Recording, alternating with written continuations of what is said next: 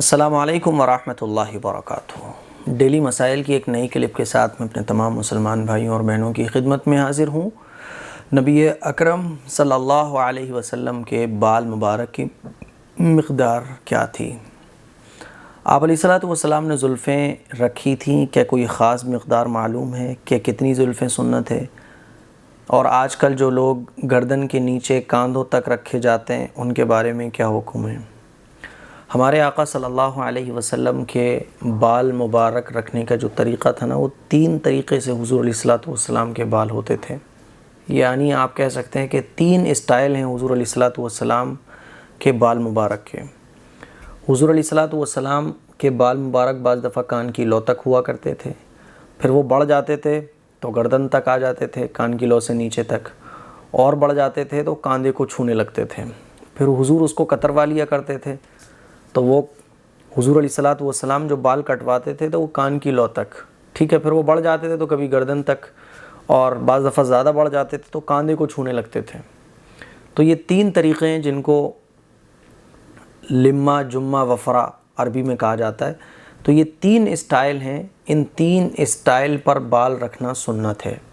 بعض لوگ کہتے ہیں مفتی صاحب آپ نے بال بڑے کیوں رکھے ہوئے ہیں؟ نبی کی سنت ہے، میرے بال کاندھے تک تو نہیں آ رہے لیکن گردن تک ہیں۔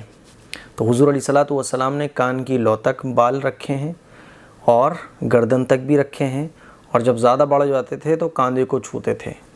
تو کاندھوں سے نیچے رکھنا یہ سنت کے خلاف ہے۔ یہ تینوں اسٹائل سنت ہیں۔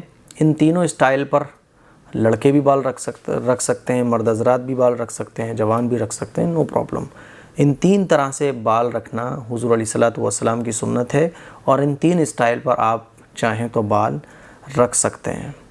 اور بال رکھنے کا جو طریقہ ہے وہ بھی یہ ہونا چاہیے کہ چاروں طرف سے برابر، یہ نہیں کہ کہیں چھوٹے کہیں بڑے، ایسے نہیں ہونا چاہیے۔ تو میرے جو بال ہیں نا، بعض لوگ بڑا ٹوکتے ہیں، کیونکہ ہمارے معاشرے میں یہ سمجھا جاتا ہے کہ گنجی کرانا یہ دینی کام ہے، اور بال کسی مولانا صاحب کے بڑے ہوں، کیسے مولانا بال بڑے رکھتے ہیں، کیسے مولانا بال بڑے رکھتے ہیں؟ تو بھئی یہ سنت ہے۔ یہ جو میرے بال ہیں یہ مسنون طریقے پر ہیں، ٹھیک ہے نا؟ یہ یہاں تک جو میرے بال آ رہے ہیں، کاندھے تک نہیں آ رہے ہیں، یہ مسنون طریقے پر ہیں۔ یہ زیادہ بڑے ہو جائیں گے، کاندھے کو چھونے لگیں گے، تب بھی سنت ہے۔ کاندھے سے نیچے جائیں گے تو پھر یہ سنت کے خلاف ہو جائیں گے۔ تو کان کی لو تک، کان کی لو کے نیچے تک اور کاندھے تک بال رکھنا یہ سنت ہے۔ اچھا، مفتی صاحب ذرا یہ بتائیں کہ 2 لوگوں کے درمیان کسی بات کو لے کر اختلاف ہو رہا تھا۔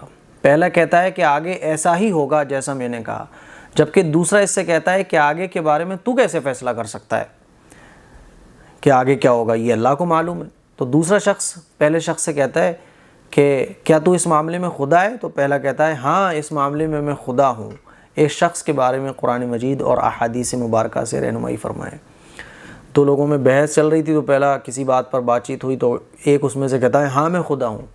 تو اگر وہ یہ کہہ رہا ہے نا، تو یہ کفریہ جملہ ہے۔ کوئی اگر کہتا ہے کہ ہاں میں خدا ہوں تو یہ کفریہ جملہ ہے۔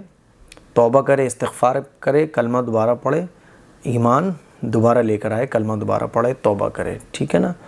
تو توبہ لازمی ہے، کلمہ دوبارہ پڑھے، اور اگر نکاح ہے تو نکاح بھی ٹوٹ جائے گا، نکاح دوبارہ ہوگا، کیونکہ یہ کفریہ کلمہ ہے۔ جس نے ایسا کہا ہاں میں خدا ہوں تو اسلام سے خارج ہو گیا۔ اچھا، کیا دجال انسان ہے؟ دجال کے متعلق کوئی کتاب بتائیں، مستند کتاب کون سی ہے؟ دیکھیے، دجال کے بارے میں اگر آپ پڑھنا چاہتے ہیں تو تحفۃ القاری حضرت مولانا مفتی سعید صاحب رحمہ اللہ تعالیٰ کی کتاب ہے، اور یہ بخاری شریف کی شرح ہے، تو آپ اس کو پڑھیں۔ اسی طرح سے تحفۃ الالمعی، یہ ایک شرح ہے، اس کی ترمذی شریف کی شرح ہے، حضرت مولانا مفتی سعید صاحب کی ہے یہ بھی رحمہ اللہ تعالیٰ۔ تو آپ یہ دونوں کتابیں پڑھ سکتے ہیں، حدیث کی کتابوں کی شرح ہیں، یہ شروعات ہیں۔